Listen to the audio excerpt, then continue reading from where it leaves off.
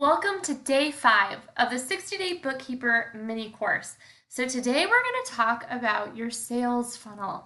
More specifically, I'm going to cover the real reason people buy and how to use this to find more clients. I'm going to show you how to get potential clients to say yes using what I call micro commitments. And then we're going to go over the big picture view of a bookkeeper's sales funnel and why it's all you need to know about sales. So secret number 1, the real reason people buy and how we're going to use this to find more clients. So why people buy. They have a real or perceived problem that they can't or don't want to solve themselves. So that leaves us room to come in and meet their needs. And MEET is the acronym that I use for money, emotions, energy, and time. So these are true needs that our client has. They need more money, they need more time, they're burnt out, they need, they're missing their kids' dance recitals or whatever it might be. There is some need that is the reason that they are looking for a bookkeeper. They're looking to take this task off their plate.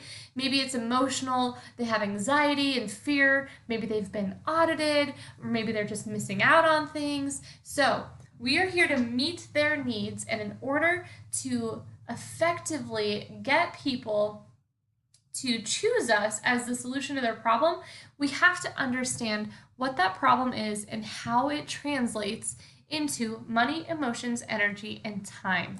So our key thing here, we have to understand our clients' pain points. And before we can uncover their pain points, we have to take a closer look at our ideal clients, who they are, what are their personal goals. So not just looking at the business, but what are their personal goals? What are their business goals? What beliefs or values drive their decisions? And then what are the pain points that they are experiencing specifically with QuickBooks Online and bookkeeping? And what are the obstacles or pain points they are experiencing in their business operations? So we can't take such a narrow focus. We don't want to sell our services as tasks, right? We don't want to focus on just, we update transactions in QuickBooks and then we reconcile the accounts. No, we need to look at the solution that we're providing in the broader context of who is our ideal client, what kind of goals do they have for themselves, for their business, and what are the pain points they're experiencing at all different levels of their business, not just in terms of bookkeeping. So let's dig deeper into the real problem for our clients. What we want to look at is what is the worst case scenario for our ideal client if their pain point is not alleviated.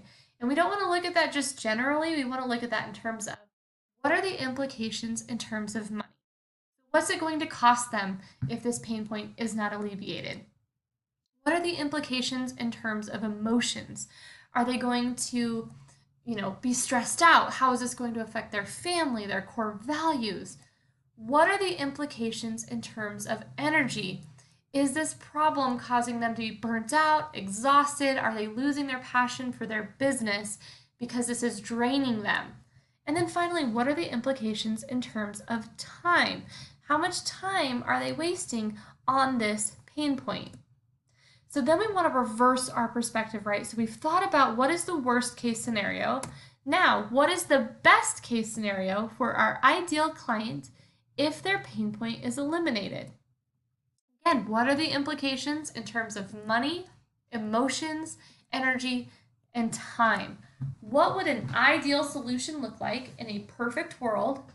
And what opportunities could your ideal client be taking advantage of if they had you to take over the bookkeeping or solve whatever pain point it is that they're experiencing? So by answering all of these questions about our ideal client, we're suddenly able to go from selling, a commoditized service. We're not selling the tasks that we complete, right? Now we're solving this huge pain point. We're looking at it from all perspectives, and we're really understanding what it means to the client to be able to hand this over to us. So we want to turn their pain points into a sales script that closes. And the way that we do that is we identify how our services meet the needs and wants of our ideal client. So for example, If our client wants to stop worrying about the numbers and know their business is healthy, they want to be sure they're not overspending, think about this. How can we meet their needs? Money. We can put controls in place to monitor spending and review their actual spend against budget. So that's not just talking about, oh, I can, this is doing bookkeeping, right? But it's more than that. It's looking at, here's this pain point that the client has in terms of money, and here's exactly how we can help. Notice I didn't say, here's some tasks that we're going to do. Emotion. We can eliminate stress by keeping the books updated and having regular calls with our clients. So conveying to them what's going on in their books, helping them understand, which will alleviate some of that stress and fear. Energy. We can help the client use the numbers to guide strategic decisions so the business can better live the core values and better serve their clients. So again, if we're focusing on, hey, it's not this painful thing where we're going to meet once a month and go over the numbers and it's really stressful. Instead, it's, hey, we're going to look at these numbers so we can identify opportunities for you to better serve your clients. And then time. Time's the easy one, right? We're going to save hours each month from trying to learn bookkeeping or from trying to sit there and review bad numbers. We're going to get streamlined bookkeeping strategy calls to focus on what's important. So this can save the client a ton of time. I think time and money are the easiest ones for us to understand, but I think a lot of bookkeepers don't do a good job conveying how the skills that we have and the services that we provide can meet these underlying needs. So a client might have an external goal, right? They might say, oh, I need a bookkeeper. I need my bookkeeping done. I have to get this tax return done. But it's our job to dig deeper than that and see what are the internal needs and struggles of our clients that they're really trying to solve by hiring a bookkeeper. And so we position ourselves better if we can tell them about the services that we offer and how by hiring us, these core needs, money, emotion, energy, and time are being met. So what if they don't buy? What if we go through all that and for some reason the client didn't buy? Well, your ideal client has some objections that they either haven't told you or we didn't properly overcome. So what objections might be holding them back from buying from you? So one could be that they just can't afford it or price objections. If they genuinely can't afford it, there's not much we can do about that. But there are some options that we have to change what we're offering to find them a package that fits. So we'll talk about that. They don't think you have enough experience. And again, we'll go over how to overcome that objection next. They want to DIY the books, which probably is actually, they can't afford it. They have some other fear if they're wanting to DIY their books. Maybe they're just not ready to move forward, or maybe they're just not a good fit. Maybe you're not a good fit for them or they're not a good fit for you, and that's okay. If that's the case, we want to move on. But let's talk about the objections that we can overcome. So price objections. The way that I overcome price objections is to always offer three tiers of pricing. And you want to ask the client which services they need and don't need. So if you offer them three tiers of pricing, that should help identify which services they value and which ones they don't. But if they still weren't able to find a package that fits, ask them which ones they need, which ones they don't. Remove the services that they don't need. Give them a revised proposal that only includes the services that they most value. So then that way they've made a choice. They feel like they're getting what they want from the package. And you aren't losing out on a client because you were offering them a solution that didn't meet what they expected or what didn't meet their needs. You also should review how you conveyed your value. Did you follow the MEAT framework? So if the return on their investment is positive, it should be a no-brainer to work with you.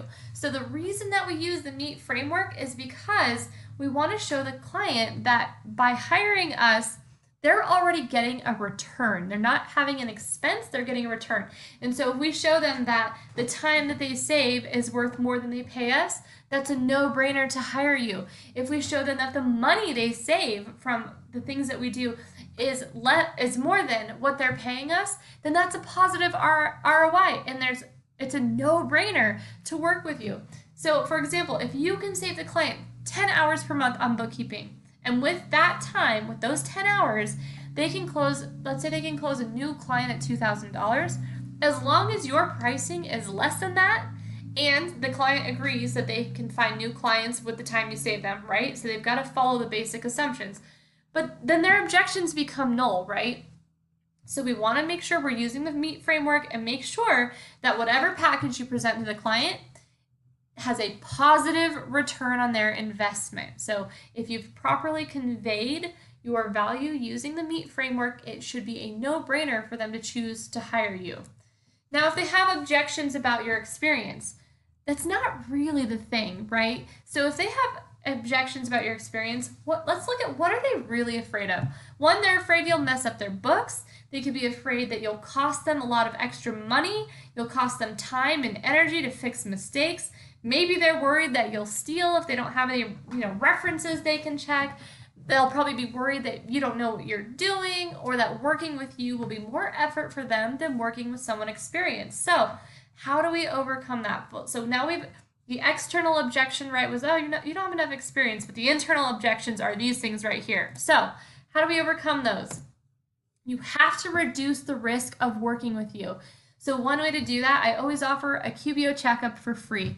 So that means that I'll look at their books, I will give them, a checklist of items that I've looked over, things that I've found, my suggestions, my red flags, all of that. So instantly, even when I was brand new and I didn't have any clients and I didn't have any testimonials, by offering a QBO checkup, I've reduced some of that risk because I've shown them rather than told them that I'm qualified when they see the results of my checkup.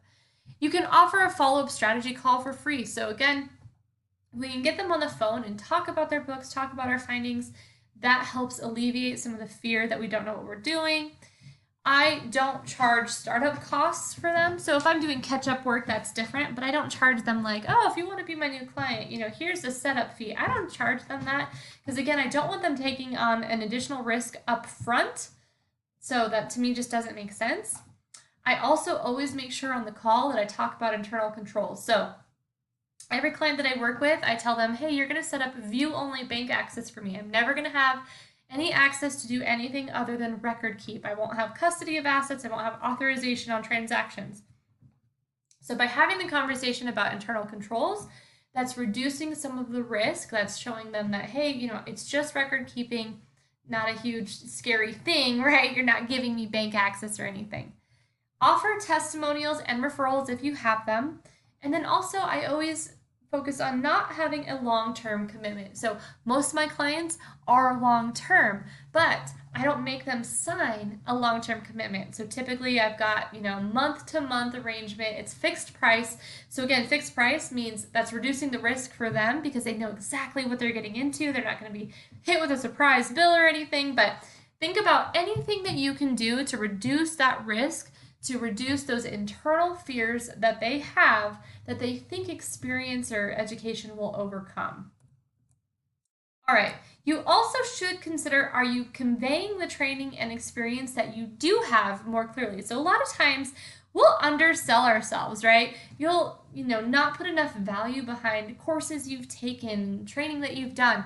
So make sure that you have clearly conveyed the training and experience that you do have. And then I also focus on how I would handle a situation. So if I have a client and, for example, if they're an e-commerce client and I've never worked with an e-commerce client before, then what I would talk to them about, if they had a question for me, I'd say, well, I haven't dealt with that situation yet, but here's how I would handle it. That way they know that based on your information that you give them, that you are qualified to work with them even if you haven't done it before. And then the other thing that I teach all of my students is to create a work with me document that answers all of their questions. So before you even talk to the client, they've already seen that you're organized, that you're professional. Here's what it's going to look like. And again, that's our goal, is just to alleviate some of those internal fears that they have about working with a bookkeeper that they don't know and they can't really, get references or testimonials on. All right, so the other thing we need to focus on is your sales process, right? So what we've just talked about is all about understanding their internal and external objections and fears and needs, and how we can take our service and we need to frame it in that perspective. And I call this the problem solution sales process. So the overall sales process looks like this. Whatever method of lead generation you want to use is fine. Lead generation is just how you get in front of your clients. So whether that's social media, whether that's running ads, whether that's networking, Upwork, Fiverr, whatever, lead generation is on you. So however you want to get in front of your clients is up to you. But our goal is to get those clients on a discovery call. Get them to say yes to a QBO checkup, do a follow-up strategy call with the client to go over our findings in the checkup and to, again, tell them exactly how we are going to meet their needs using that MEET framework, and then get our ongoing contract signed.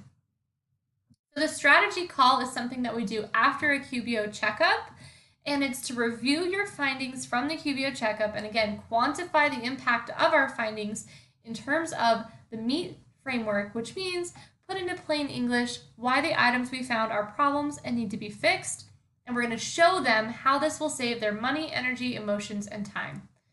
You want to propose your services as the obvious solution to their problem, and again, your pricing should reflect a positive return on investment to the client, which makes working with you a no-brainer. So let's go over the MEET framework example really quick. So if we've done our QBO checkup, we want to go over the findings, and let's say our findings are, accounts are unreconciled for some months. We found transactions are uncleared even though the account was reconciled. We've got deposits coded to revenue, but we also have invoices coded to revenue, so there's probably some duplication there.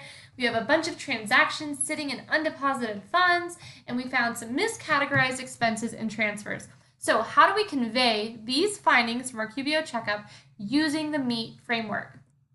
So money. Most likely, based on our findings, they've duplicated revenue, which means that they are overpaying their taxes. They also might have customer payments posted that never actually deposited because we've got things sitting in undeposited funds. So there literally could be money on the table that the client is missing. Motion. We want to talk to them about avoiding the stress of tax penalties by implementing our fixes now, because if they've overpaid their taxes, that's great. But if they've underpaid their taxes, so if there's issues, maybe we're looking at them wrong. Maybe they have transactions that are, if they have duplicated transactions and maybe they've duplicated expenses somewhere or they've missed revenue, there could be tax penalties. So we want to avoid that by fixing all these things we found now. Energy. We want them to be in a position to better serve clients. So if they know what they can afford to spend on improvements or hiring, etc., they can also use the time saved to spend with family. So we want to talk to them about ways that we can save them money, obviously, and then also, but as far as energy, we want to be talking about what that means for them, right? So energy is kind of more forward-looking. So emotion is stress over the things that have happened and so what they feel about it. But energy is putting them in a positive space to move forward. And then time, the easy one, right? To clean this up by yourself would probably take you 10 plus hours and a couple of weeks to work through. Plus, you would still have questions for me, so I might say to them, my team can get it done in 2 days so you can focus on other things. So that's how I would take my findings from the QBO checkup, put them in the MEET framework, and then use that when I'm talking to the client, I'm walking through their proposals, I'm walking through the findings, be thinking about how can I say these things to them to get them to, really future pace them, really see, oh, if I hire this person to work with me, here's these things that they found that I didn't even know were going on, and it could be costing me money, and I'm really stressed out about the tax penalties, but I can get rid of all of that in just a couple of days if I hire this person. You see how that's a no-brainer to hire me to do the work, right? All right, and also just remember, not getting a yes is still not a no. So if the client hasn't actually said no, they haven't said, nope, I don't want to work with you, if maybe they've just gone radio silent, add the client to your nurture sequence, which means that you're going to follow up occasionally. Maybe you'll provide value, send them articles that might be interesting to them, just kind of keep them on your radar, because sometimes it'll blow your mind, but I'll have clients that 6 months or a year later will finally come back to work with me. They've just been so busy, they've completely neglected their bookkeeping, but because I've kept them in my nurture sequence, when they are ready, they finally get a minute, they come back and they hire me. All right, so secret number 2 is how to get potential clients to say yes using micro commitments. And this ties into the sales process we just talked about, but I want to tell you a quick story about how a dairy farmer's advice changed my business. So this is my brother-in-law, Evan, out walking the fields in Moscow with his dogs, and he was a dairy farmer up in Moscow. So he went to school there, he got his degree in, I think, dairy management, something like that, got the job, and realized that he hated it.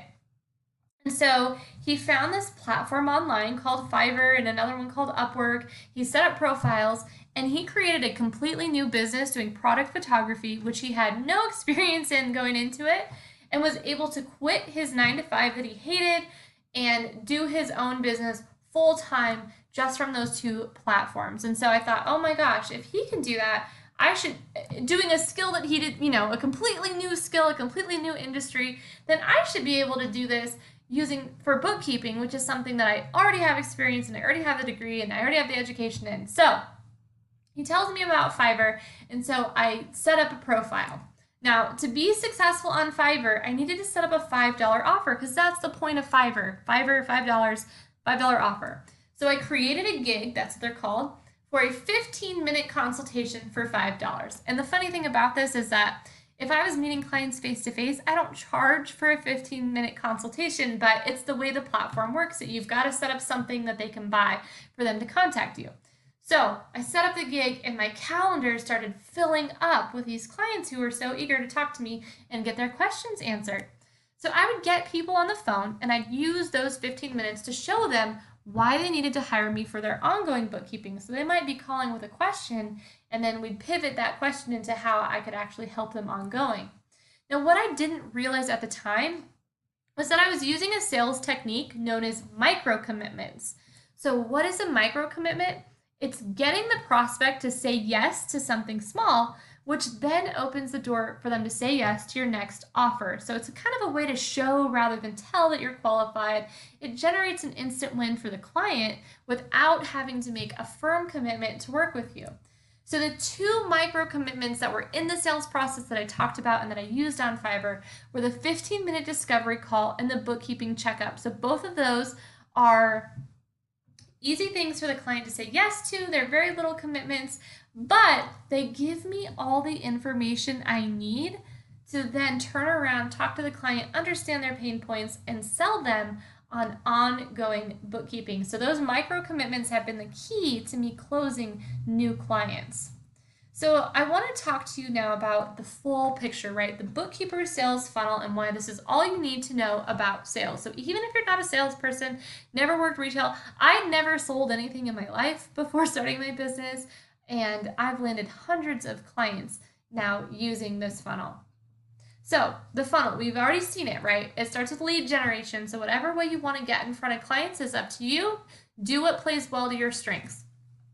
After we generate our leads, we're going to funnel them in with a micro commitment. So whether that's a discovery call or a QBO checkup or both, we're getting them to say yes to something small that gives us all the information we need to then have a follow-up strategy call with the client and position ourselves as the person who can solve all of their pain points with our no-brainer proposal, right? We're showing them we understand your needs, your wants, your underlying pain points.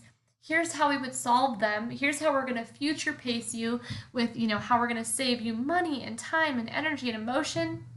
And then, because we've laid out this no-brainer proposal with an instantly positive return on our investment, the logical answer is to work with us. So the follow-up strategy call needs to follow what I call my problem solution sales process. And again, that's just conveying a positive return on investment in terms of their time, money, energy, and emotion. So as you're having the call with the client, be thinking about, here are the big things that they care about. Make sure that you're talking about how you're going to either save them these, make more of this, more money, more energy, when you're explaining your offer. So when you establish trust and credibility using micro commitments, their only logical choice is to accept your no-brainer offer. All right, so you might be thinking, well, it's too early to look for clients. I'm just getting started. I just don't have enough confidence. And that could be true. So what I would recommend in the meantime is network. Join the Bookkeep Anywhere group on Facebook, because this is the best advice I can give new bookkeepers. And the way that you'll build your confidence and finally start to feel ready to talk to clients and take on clients is join these bookkeeping groups. Look at the questions people are posting. Now, if you see a question and you know the answers, then that's awesome. You're probably ready, right, to start working with clients if you can answer all these newbie questions. If you don't know the answer, that's okay too, but it means that you're looking and you're learning. Every time someone else asks a question and then the more experienced bookkeepers come in and answer it, you're learning from that experience and you're gaining and you're building your knowledge, which will build your confidence when it's time for you to take on your own clients. So I just want to share with you guys a quick win. This is Michelle. She started the 60-day bookkeeper course in March. And she posted this in our student group on April 2nd, 2020, which for those of you who aren't aware, was right in the middle of the coronavirus pandemic, right? So all businesses are shutting down, people have stay-at-home orders. And she said, I found my first client, found on Upwork, roughly 4 hours a week. She loves that I was familiar with Asana, LastPass, QBO, and found my How to Work With Me guide very helpful. Jenny Bucklew, thanks so much for all your help. So Michelle's in the course where we show her that tech stack. And I also showed her how to create that Work With Me guide, because again, if you're brand new, and she was brand new, this is her very first client, you've got to reduce the risk of working with you and show clients that you're ready. So I just wanted to share a quick win. So if you are watching this webinar and you're nervous and you just don't think you can do it, it's absolutely possible for you. Other newbies are out there doing it as well. All right, so watch your inbox tomorrow. There's going to be the day 6 lesson on how much does it cost to start your bookkeeping business, and I'll show you exactly the expenses that I had when starting out and my budget and everything. So stay tuned. We'll see you then.